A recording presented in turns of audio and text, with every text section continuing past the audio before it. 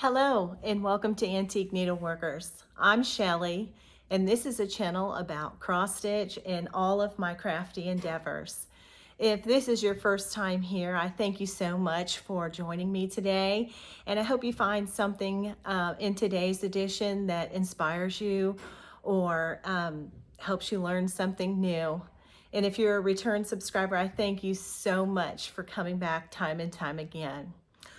Well, today is not our standard regular floss tube. It's a special edition. And as you saw in the title, what's all the hoopla? Let's talk hoops. Today, I wanted to come and talk about a topic that is absolutely one of my favorite things to talk about, and that is hoops. If you've been here any length of time, you know that I am absolutely gaga over antique and vintage hoops, but I like any kind of hoop. So the tools of our trade, we collect them, we use them, and you know, they're just worthy of talking about. And so I know I get a lot of questions on a regular basis, including just this most recent video. I got several inquiries about my hoops. Now you notice that they're all missing because today, guess what? All those questions that everybody asks, I think I'm going to try to answer them. And my hope today is to take a little walk through history, from history past to history present, and talk about all the different hoops that are available and were available in origins, etc. It's such a fun topic for me. I'm one of those, I want to know everything about it. I'm inquisitive. I want to know about needles and thread and when did all these things start and where did they come from. And so today that's what we're going to talk about. We're going to talk about hoops all the way back. So okay, so I have some great information here, and some of this I'm going to read because I want you to hear it verbatim. But to understand and talk about hoops from the beginning to now, we have to go back to there. So I did a little bit of studying. There were some of these things that I knew, but there were some things I didn't know anything about. And I am so excited to share them with you. So let's talk about this. So like, where and when did people start, where does history begin talking about textiles that were stitched on or something like that? Well, first off, may I just give a disclaimer that I am not a professional, am not a professional historian. I love antiques and I love to study about them. I don't think that my information is conclusive, nor do I say that it's all the whole story. It's just what I've learned myself. So as long as you understand that in advance, that I'm just sharing what I've learned. And so, but some of the information that I found, I'm gonna put my readers on real quick, is this, that to trace the history of cross stitch, we have to look back to the very beginnings of embroidery. And since it's only relatively recent that cross stitch has been used as a sole stitch in a piece, it's going to intermingle in different other aspects of stitching across history and time. An ancient Peruvian running stitch sampler has been dated back to 200 to 500 AD. The earliest fragment of embroidered cloth includes cross stitch and dates back to the 6th or 7th centuries. And it was found in a Coptic tomb in Upper Egypt, where it was preserved by the dry desert climate. That is so cool to me. Isn't that neat? So if we want to know about the tools, well, we have to know about the practice. So another bit of information that I found is that it's known that cross-stitch embroidery flourished during the Tang Dynasty in China, 618 to 906 AD, when it may have well spread westward along the trade routes. And by the 11th century, the most famous of all early embroideries, the Bayeux tapestry, was being worked on. This is not actually a tapestry in the strict sense of things. This is a woven textile, but an embroidery depicting the Norman invasion of England in 1066. And then past that, in Spain, under the influence of Islamic civilizations of the Moors, 756 to 1492, black work was popular. This technique is thought to have influenced the development of cross-stitch. Black work features geometric designs on white linen using a wool from black sheep, and it is believed to have been brought to England in the 16th century by Catherine of Aragon, the Spanish first wife of Henry VIII. The earliest printed pattern books were produced in Germany in 1524, but it was many years before pattern books became readily available. So stitchers would record samplers of their favorite stitches and patterns along strips of narrow cloth, hence the name sampler. So I wanted to talk about that so that I could segue into talking about the hoops. Because one of the things that I studied when I read this information and was doing this study, that back in the 1400s was one of the first times that stretching fabric or canvas is dated, and it's on a tambour frame. Now, tambour is not cross stitch or embroidery as we would know it. They use a little hook and pull it up and through, and some very delicate and beautiful things can be made, and tambour frames are still sold and still practiced to this day. But at that same time, that the tambour frame was used, there was also hoops which were constructed of an outer and an inner hoop that became available at that time. And of course, there was no screws or anything like that. It was just an outer and an inner hoop.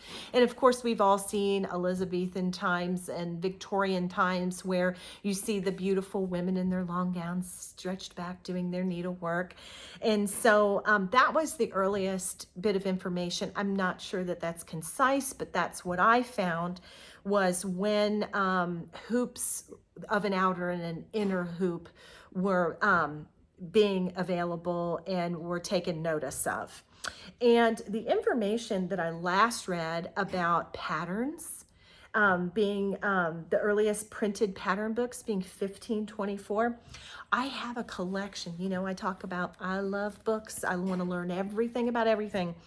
But I have a selection of books that are cross-stitch patterns throughout early history that have been reproduced. You can get these as well. You can find them on Amazon. I'm going to hold them up slowly and show them to you. But this one is a reproduction of a book that was printed in 1589.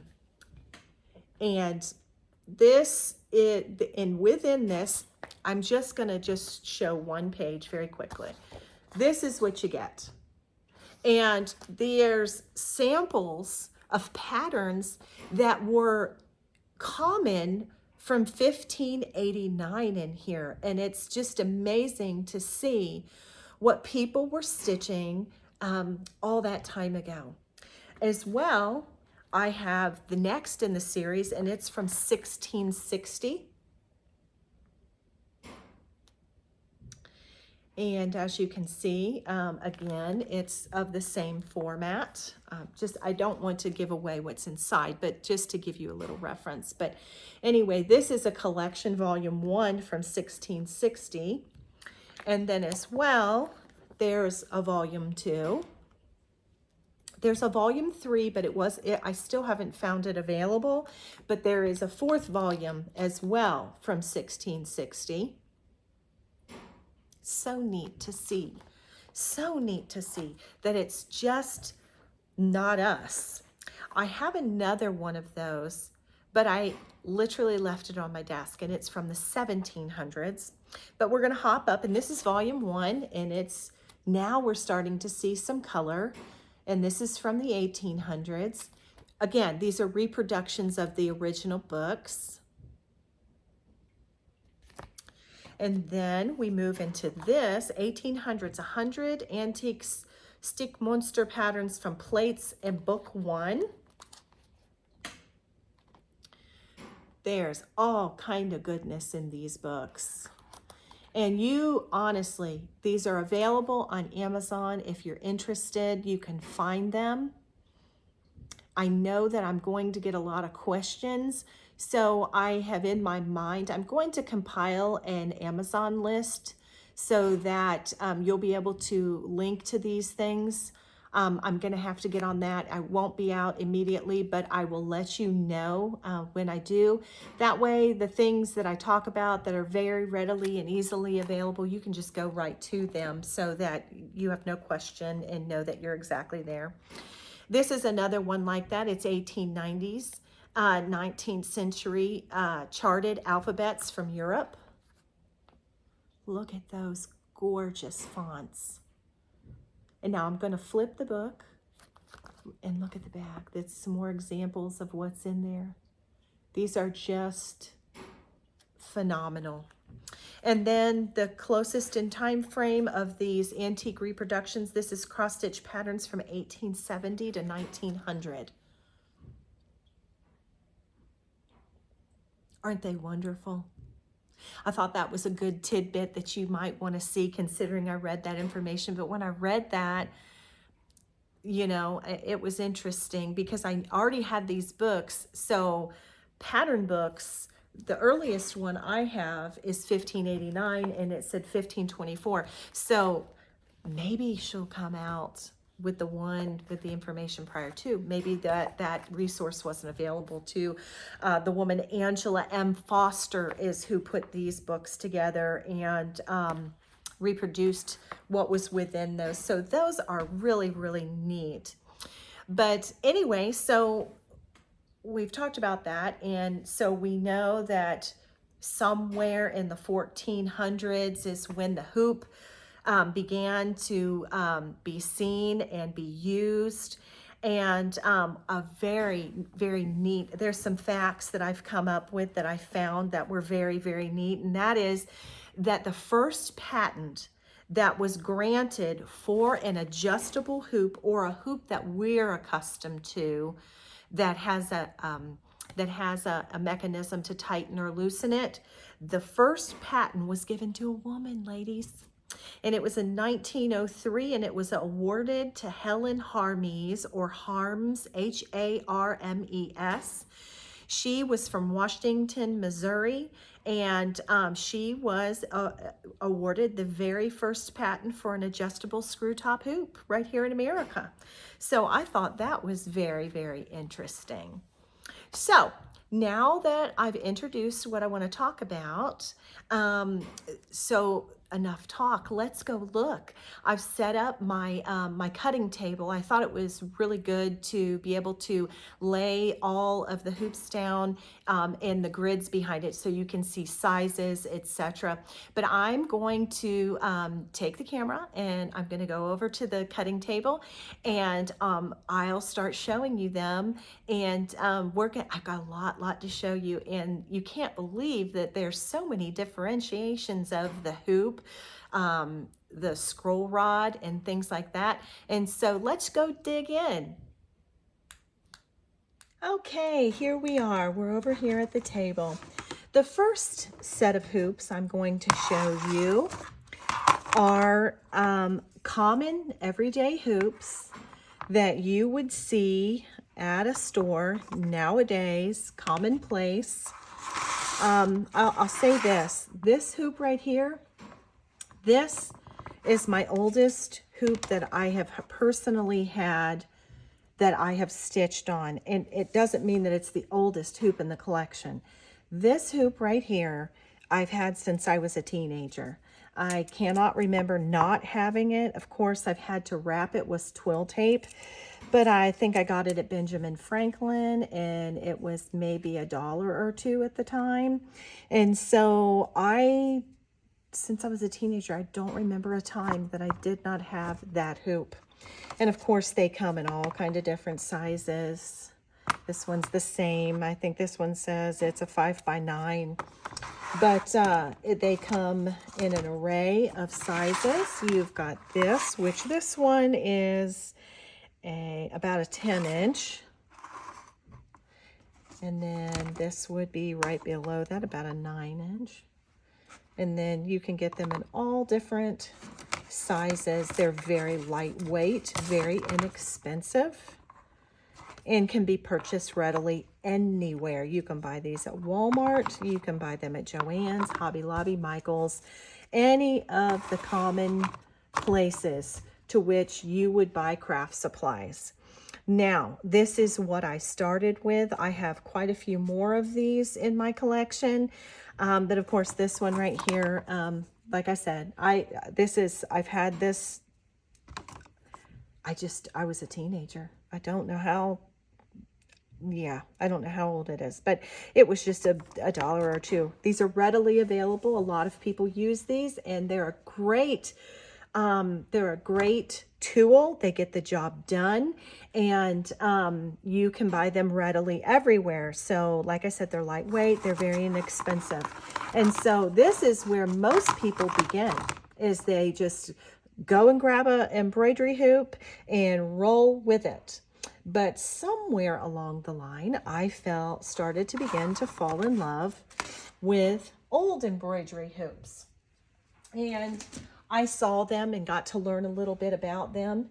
And one of the most common ones that you'll see that's readily available and of the antique nature is probably the best price in the wooden area. And this is a Duchess. Can you see that?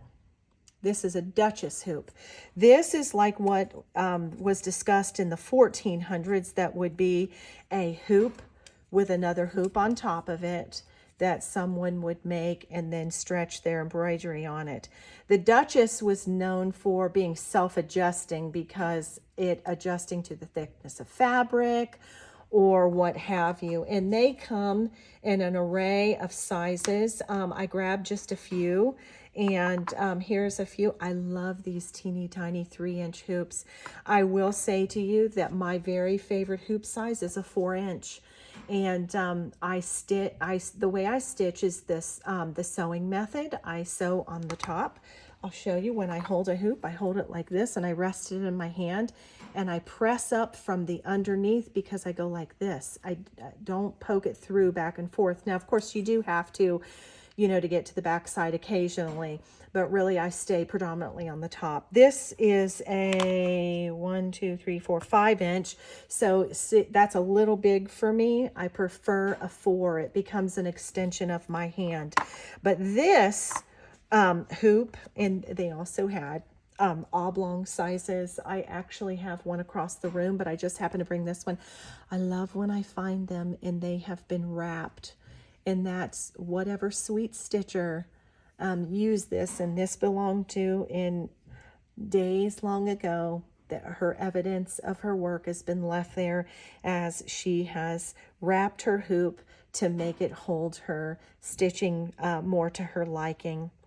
But these hoops were created by the Gibbs Company, and the Gibbs Company was founded in Canton, Ohio. It was started in the 1890s, and the Gibbs Company, they produced farm equipment, and then they created toys. And they created toys for a very, very long time. But in the early 1900s, they began to make embroidery hoops, and this was one of their lines. This is the Duchess. Then Gibbs came forward, and they created the Princess line. And a lot of you have seen the Princesses. They have what's known as the bowspring up top, if you can see that. The way you properly take one of these apart is you depress it and then you take it apart. A lot of people don't know that, but if you place your hoop back there and you give it a little tiny push, it'll slip back together. But this bowspring was its claim to fame, and it's a wonderful, wonderful hoop. And again, to take it apart, you just depress it just a little and slide that inner hoop out, and voila, you have your hoop. But this is the Princess, and it, again, was made by Gibbs in Canton, Ohio. And there it came in a variety of sizes. A lot of information that you read tells you that it went from that hoops were available from 4-inch to 12-inch. And unfortunately, that information is incorrect because they made a 3-inch as well. 3 inches is really what I have seen. I have not seen a queen in a 3, but that's not saying there isn't one. But most information that you get about these antique hoops is that they were made in sizes 4 inches to 12 inches, but that's just not the facts because, as you can see, I'm sitting here holding a 3-inch.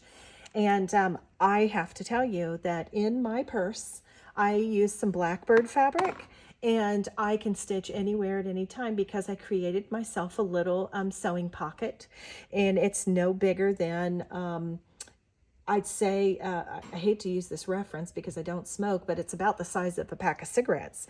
And in there, I have a 3-inch hoop, I have a pack of needles, and I have a snag nabbit, a tiny pair of scissors, and I have the Lori Holtz stitch picker in there, and I am able to stitch anywhere I go, and I use my 3-inch hoop.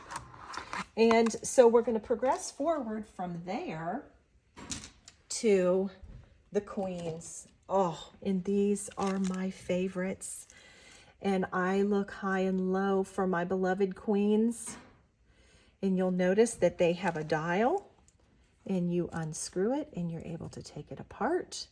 They had a felt channel within there, and you can, this one's in very, very, very good condition. The felt is in perfect condition, but you just put it together and tighten it down. Now, of course, we all know that Lugana is a little thicker than linen, and Aida might be a little thicker than that. So, of course, you would need a different tension based on what type of fabric you were using. So, Gibbs also created the queen, and she is the queen of the line, and she comes in all different sizes, just like her counterparts. And this right here is my favorite size hoop, and I carry, well, in my stitching spot, I have a 4-inch queen. I also have other sizes, but this is the one that if you were in my living room sitting next to the couch next to me, I would be stitching, and this, one of these 4 inches would be in my hand. And I was going to show you that along the way, there was a cross promotion, and I have 2 of these that say this, but it says on here, let me grab my glasses so that I can read this properly. But there must have been a cross promotion, and it says embroider with Dunn's boil proof. Do you see that? There you go. Embroider with Dunn's boil proof. I have 2 that have that on there, so I would venture to say it's Nunn's, not Dunn's. I apologize. I'm sorry. Nunn's boil proof. I believe that Gibbs must have done a cross promotion, and Nunn's was a dye. So, you know, maybe that was what they were dyeing their thread with or something like that. So I thought that was interesting. Like I said, I have 2 with that markings on there, and I thought that was really, really cool. So that's the queens. And so that is from Gibbs. And whoops, I'm dropping. I've got hoops in the background everywhere because we're going to go over all kind of stuff today. So then we're going to move into another, well, wait a minute, just a second. Let me show you this. Gibbs also changed materials, and they created the Metal Queen. And I would venture to say that the times in which they were living and moving into aluminum being used for things, I would say the 40s or the 50s, they tried out some metal. And they're the same company, same hoop, just made from metal. And yet again, it does not say Queen on it. It says made in the USA and patented, made in USA on there. And but they were made by the same company. They still are a queen, but they're made identical to the queen. They did not get that branding. But so that is another line that is like the Gibbs Queen, made by them. These were made by Gibbs, but they just don't happen to have that branding. So we'll move from there to another, which is the hold tight, and I absolutely love a hold tight as well. So they were made using this spring. And so its action, you know, it pulls apart, you can see, like that. And so this is a Gibbs hold tight. This was another in their line. Gibbs was the largest manufacturer of hoops in the early 1900s, anywhere to be seen. And so this was just one of their, another one of their lines. And this is the hold tight, and they do a phenomenal job. And so those are the oblongs, and I'm going to move those up. And then we'll move into the rounds. And they, again, came in all of the different sizes.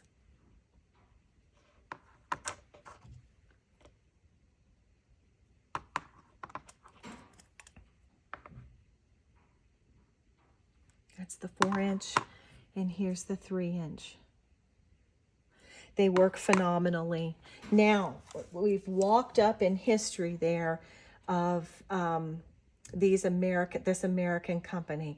And I know what's going to go through a lot of your minds is, Shelley, you know, the prices. That is what I get an enormous amount of information asked about.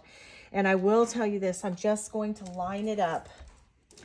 If you were to purchase any of the metal lines, which I will say as well, just like they did with the other ones, they brought out a metal line, the hold tight.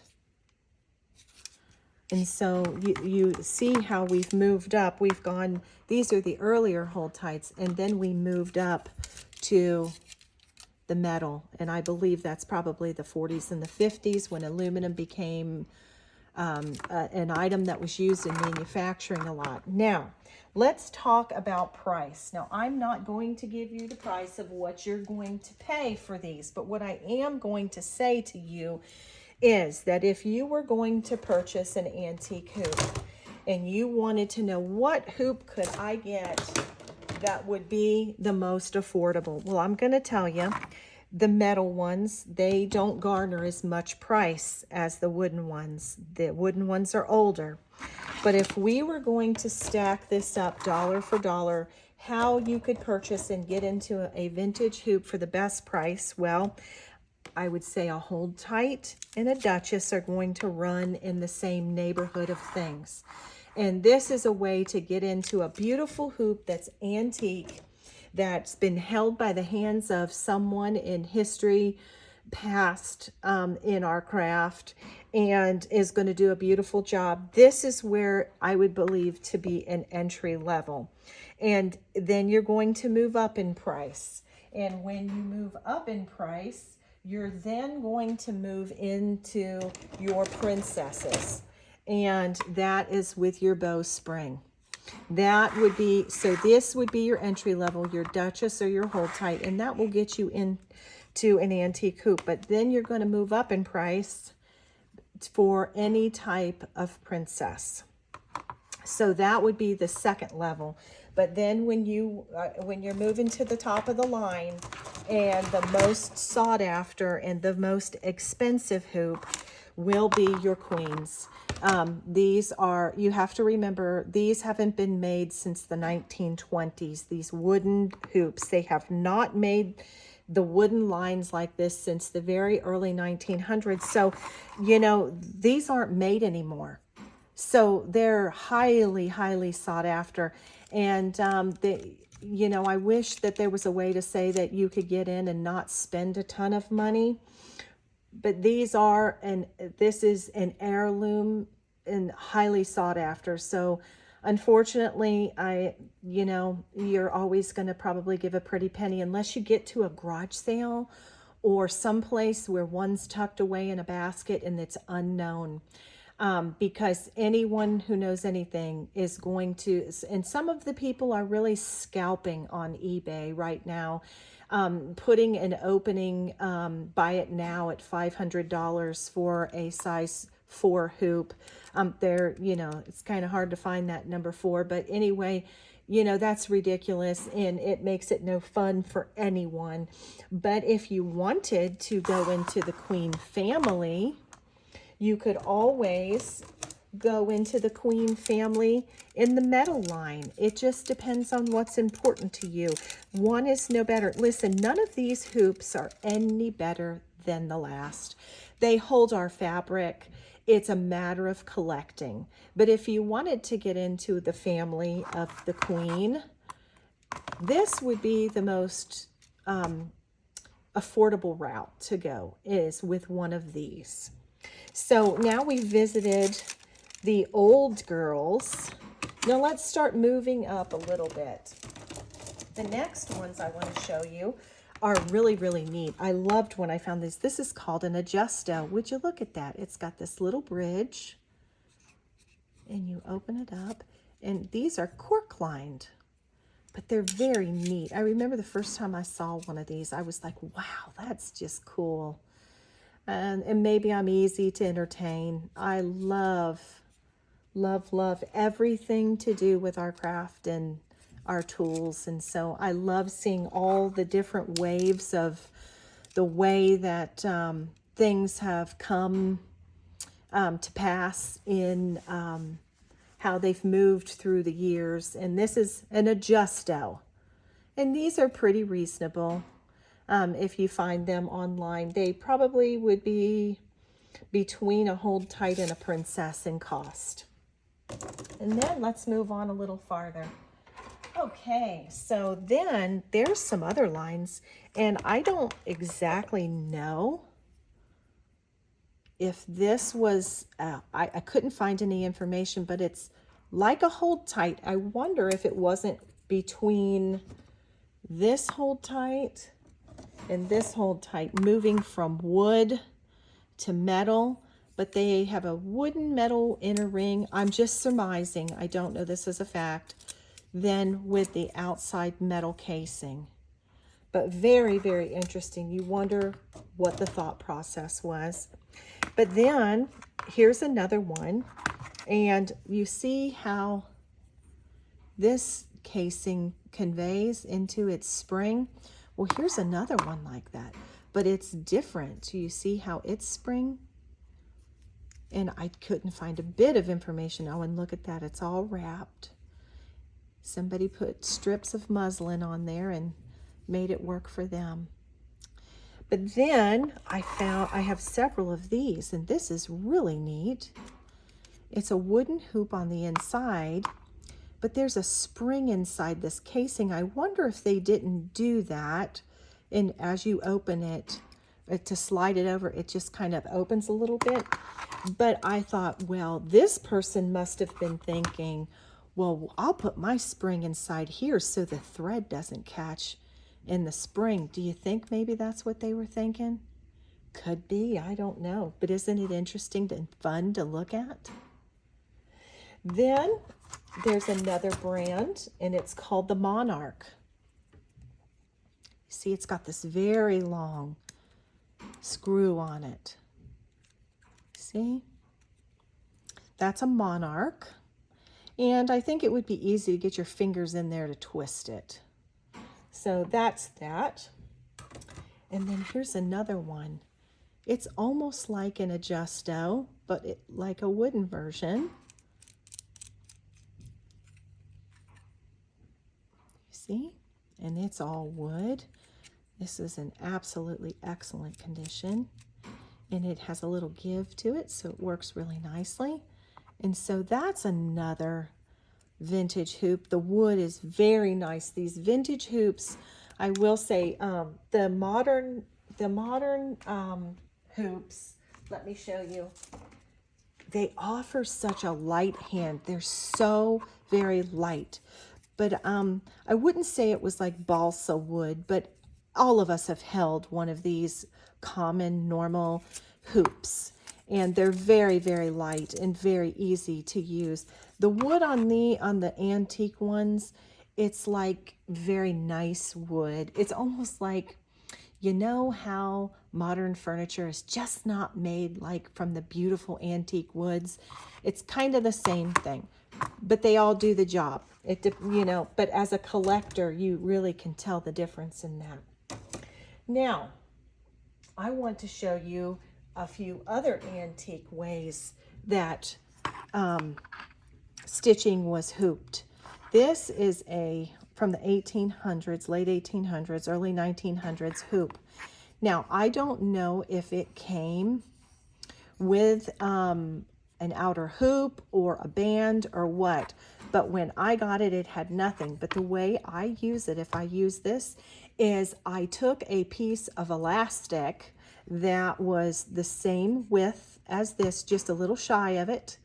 I measured it out and tied a hard knot into it, and I will lay my fabric on here, and then I will put the little piece of elastic around there, and it holds it right on there. But it also makes for a really pretty display if I want to put a piece on it. But that's another example of an antique hoop, and this also makes a little stand.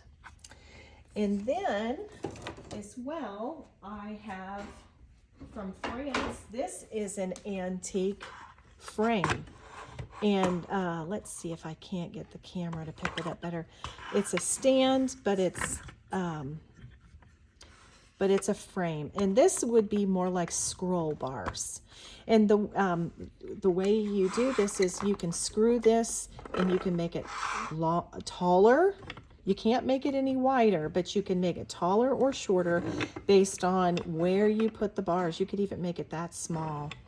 But what you need on this is to take a piece of fabric, and I didn't want to staple it to this because this is an antique, but stitch a piece of fabric, bring it around, stitch it on there, and leave a little tail on it. That's called a leader. And if you put a leader on both sides, then you can pin your piece, or you can base stitch it, and then you can adjust it and make it tight, shorter, taller, and then this would sit in your lap or on the table like that. I can't adjust my camera to, let me see if I can do this manually. Yeah. So like that. So anyhow, that is another antique form of how you could, that's more of a frame, but that's another way that things were done. Now we're kind of getting up into the modern times, and so common and fine hoops of our day are made by Harwick Manor, and they make a beautiful, beautiful hoop. These are made of lovely, lovely, sturdy wood. I had a discussion one time that these are like our heirlooms of modern days to leave for our families, but they come in a plethora of shapes and sizes. I have one even larger than that. They, of course, go down to the little itty bitties. They also come in different widths, thicknesses. If you notice, this one is a good, it's 3/4 of an inch. But they're very beautiful, beautiful hoops by Harwick Manor. And then here, this is about a 10-inch, and look at this. This is a full inch width. So it's sturdy. I don't use that a lot. I like small in my hand, and this ended up being a little too thick for me, but interestingly enough, it works great for hand quilting. So that is a bonus. I'm going to put these aside, and then I'm going to show you something else by Harwick Manor. This is what is known as, I'm trying to get this in the frame. I'm gonna have to raise up the camera. Hold on just one moment. Let me raise this up the best I can, because I want you to be able to see in full glory. This is what's known as a fanny stand, and it stands like this. Let me get this camera even higher.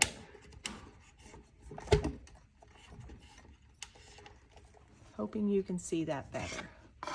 But this sits in your lap, and this is a stick hoop that sits into this stand, and it's permanently connected to this. And it comes in several sizes. This is an 8-inch. This is a 10-inch. And it also comes in a 12-inch. The 12-inch is wonderful if you want to have a small hand quilting, or if you're doing a big project, you can get a lot of real estate on your linen onto that hoop. But they do permanently sit in there, and I do not use this as much as I would have liked to have. I do use it though, but this is kind of a little cumbersome to pack up in your bag, but it still works, and it's a wonderful, wonderful tool. And that's by Harwick Manor, and this is called your fanny stand. Now, coming even closer in modern days, this was made by Cosmo Threads, and the little adjustment is on the inside. Do you see that? It's almost like an interior bowstring. And this costs just a few dollars. I bought this at Fat Quarter Shop. I purchased it from there just because I was like, oh, I want to see what that is. Guess I love hoops. I want to see all the different things. So that is a modern day hoop. Another one that's a modern day hoop is the Clover. And a lot of people who do punch needle, this is something that they use because it does have a groove in it that is able for you to lock it in. It's lightweight, and then you can really clamp down on what you're working on with this Clover hoop. And while we're discussing that, in the same kind of plastic family as that, there's the Morgan hoop. Now, I've got a punch needle project in mind because a lot of people that punch needle will use the Morgan hoop. But it can be used on your lap because the legs that you can put on it like this. But I'll take the bottom one off. You get 2 for 1 when you get this, but watch. When you take this apart, it's got a locking, it's got a lip in here and a groove right here. So this is when you need to stitch something drum tight, the Morgan hoop will hold it like nobody's business. And when you buy this, as I said, you get both of the hoops with it and the legs. And so it actually double functions. You get this big, I think this is about a 10-inch. It is the 10 on the top, and I believe this is a 6. Let's see. Oh, 1, 2, 3, 4, 5. Yeah, this is about a 7 actually on the bottom, 6 or a 7. But you get 2 for 1. So that is a modern day hoop. And then we'll walk even closer into modern history. And a lot of people, these are their very, very favorite. And it's the Q-snap.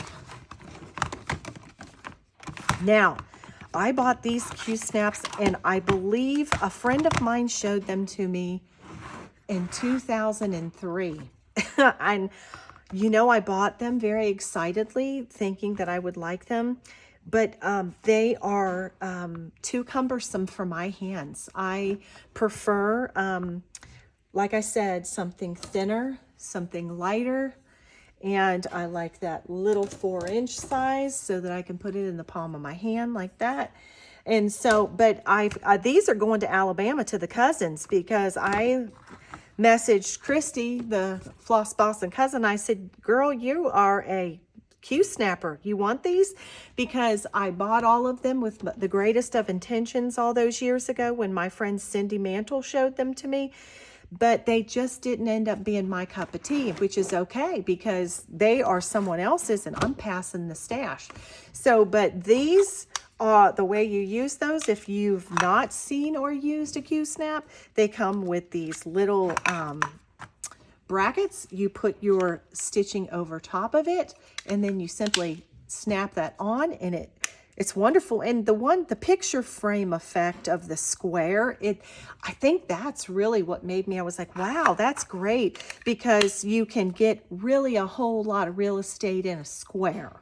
And so I think that's why I really was interested in that. But I've had them all these years and I've never used them. So, but that is a whole nother line of hoops. And then something that is kind of popular and I've seen quite a few people use nowadays. I got this in my sew sampler box from, it was either in my sew sampler box from Fat Quarter Shop, or it was in, no, maybe it was in the Stitch Quarterly. But it's this spring hoop and it's very light, and you put this under your fabric, I think, and then go like that. And it's a spring tension hoop. People really like these. Very, very light. Very, very light. So that's another option in hoops. And then right now there's a whole big rage all about these little boogers, and they're the Nurge hoop. And I think the Nurge, what it's really known for is it has the lip and ridge under it like a Morgan, but it has, you know, the availability to be square, so it's tied in some really good features, and then it's got a really good function for tightening down. Now I put these to the test. I bought these just to talk about this today with you because I had never ever used one, and I bought them. And I will say, I get what people love about them. They're lightweight, but what's so great is this, I got these on Amazon, and I got a 5-pack. The blue one that came with this is in the house, and it's actually on my Patoki stand with my piece that I'm stitching on it right now, because I love this. This is the extra small. And it says that it's 110 millimeter, and it's a number 1 Nurge. But like I said, I like them small, but they have big Nurges that I have seen. The one that I am using, I will say, although it does have the lock and click on the inside with that lip and ridge, and although it does have this great tightening mechanism, I think that the blue one in the house, which I'm not going to do. I'm going to tell you why I'm not going to do it. But it's not the top and bottom, but the 2 sides, it slips and it makes the fabric a little loose. So all you simply do, just like what you would do it on a wooden hoop, you would just take you some twill tape and wrap the hoop, and then go back and tighten it down, and it should do the trick. That twill tape's magic when it comes to hoops. But the reason why I will not be doing that to that Nurge is because with doing the sewing method, I don't like my fabric drum tight. I actually need a little give because I push up and I'm bouncing the needle off my finger as I'm sewing the sewing method. So I like the fact that it didn't make it drum tight. The only time that I make mine sincerely drum tight is when I'm doing 1/1 stitching. And when I do 1/1 stitching, I do stitch stick and stab. I stick it through and I pull it through the bottom, and then I bring it up through the top and then back through the bottom. And I do that to make my stitches perfect. Okay. Now, that's brought us up to speed there. Now, let's some scroll rods. I love to do band samplers, and I have a couple of my band samplers right here. And I'm going to take their dressings off so you can see. I like to keep them covered so that the screws and things don't get in my way when I'm stitching. So I'm going to take that side off of that one, and I'll take this side off of this one. These are two different manufacturers, and this one is the most affordable. This is a Frank Edmonds frame, and as you can see, the way that you manipulate this is to unscrew this, and your bar goes in there. These bars have a slit right here that you can open it up a little bit and put your fabric between. And then as you roll it, it catches that and keeps that under. Now this is from American Dream. And the American Dream Company has a system that you use some tapes. And they are a Velcro.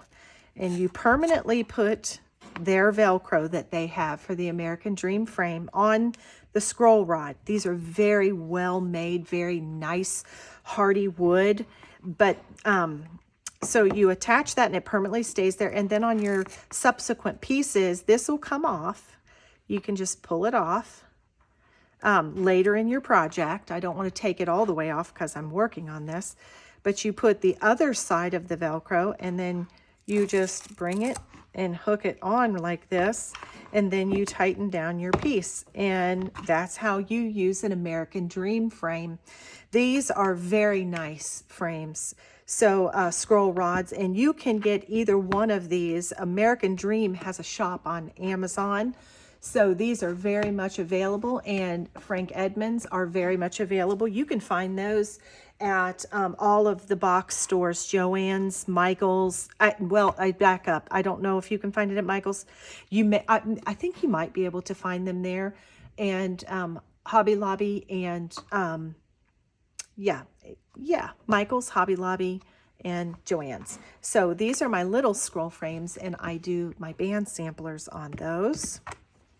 But then there's all different sizes. Now, I will say that my favorite scroll rods do come from American Dream. And one that I like just as well is from Artisan Designs. Okay, so these right here, this is a 36 inch. You can get scroll rods very long, so you can get whatever size you need. This is an American Dream, this 36 inch. This is a Frank Edmonds, and I just took and I added the American Dream tape to it so that I could do it the same way that I do my American Dreams. I love this size. This is a really nice, comfortable size. This is an American Dream as well. But I'm going to take these away because I've got with me right now, this is an Artisan Design, and these are just, this one is pretty big. Let's see how many inches this is. This is 30 inches. So this is a long one, but he has a system. It's a double pulley on the one side and then on the counterpart other side. But the beauty of these, he's handmade them. I have this here because the beauty of the Artisan Design scroll frame as within the bar, he has this. So what you do is you lay your fabric on there and then you put this bar down on it and then roll it, and it holds it onto your scroll rod. This is a one-man show. He hand makes them. They're beautiful, and they're made from very good wood, and it has this neat bar and bar system. You can get different sizes of bars. You can with the American Dreams as well. But these are very well made, but he's a one-man show, and you might have to wait a little bit for these.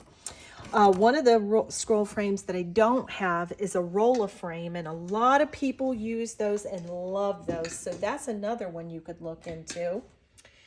And I bought this one time. This is, I think, from Frank Edmonds too. And it has the little section here where you could put your fabric, and it's a click.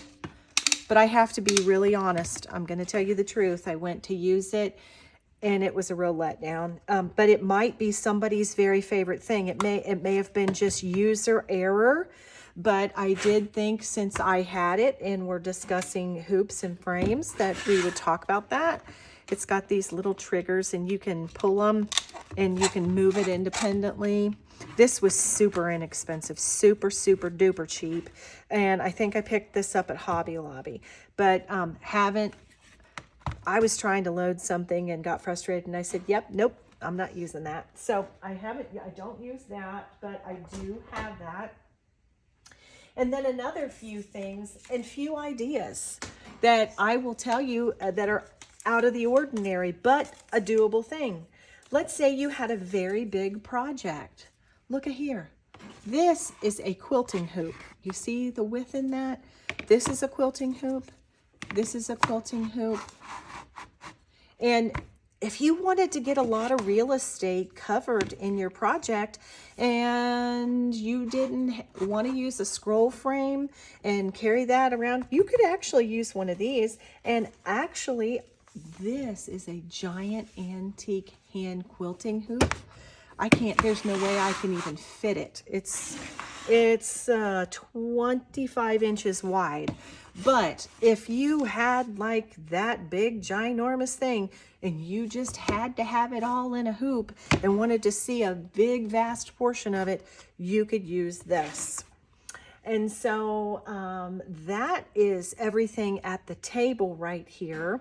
So I am going to take the camera and I'm going to move to the last section and show you the last two things. Okay, I'm back.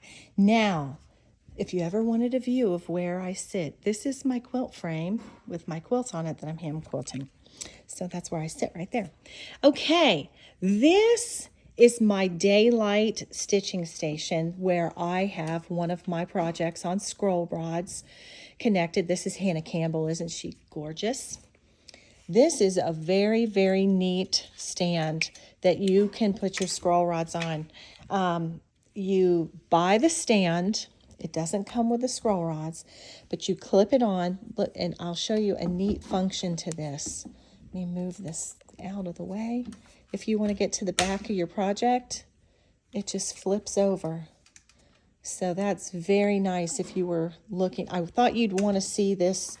I have showed it on my porch before. But anyway, you can buy an accessory and these independently poke into it. There's a magnifier with a light, and this is a chart clip. And so I thought you might want to just see how I use, when I use my scroll rods, this is how I connect them. I hook them to this stand, or I just hold them. And then another thing that I use, and I got this idea from Deb from the Country Stitchers, is she had taken a project. This is a quilt frame, a round quilt frame, and it's very neat. You can pull it up and you can lean it forward, you can lean it back. It rotates all the way around if you needed to get to something. It's very neat. It's called a jasmine, but they no longer make these. But I had purchased ornaments all around by Glendon Place, and Deb from Country Stitchers was stitching it at the same time, and she put it onto her quilt hoop. I was amazed and shocked, and I thought, you know what, that's a great idea. So if you needed, this is 18 inches, so if you wanted to put a big piece of fabric and keep that so that you could see the whole expanse of your space, that's another great hoop idea. So that is the end of all of the hoops. Now I'm going to turn the camera around and I'll talk to you soon. Okay, I'm back. Well, that is a lot of stuff, isn't it? So I'm so glad that we were able to sit together today. I hope that you enjoyed exploring all of the nuances and types of hoops that are available. It's a topic that I enjoy. I know maybe not everybody enjoys it, but I thoroughly enjoy talking about it and seeing the different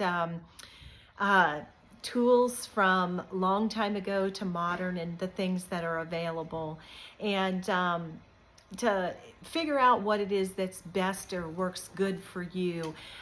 We all are very, very different. There's no right hoop, no wrong hoop. There's no wrong or right whether you use a hoop or do in hand. I do stitch in hand, funny enough. If I'm stitching on Ada or 28 or 32 count, I stitch in hand, but but I generally stitch above that most of the time. Although, boy, I do love a good Ada or 32 or 28 occasionally. I call them my comfort stitches.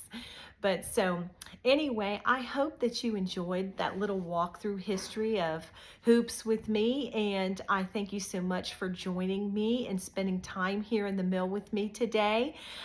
This was just a little special edition. I just thought, with all of the comments over the months and time and questions, that I would just sit and we would just talk about it. So I hope you enjoyed that, and until we meet again, I wish you many happy stitches. Bye-bye.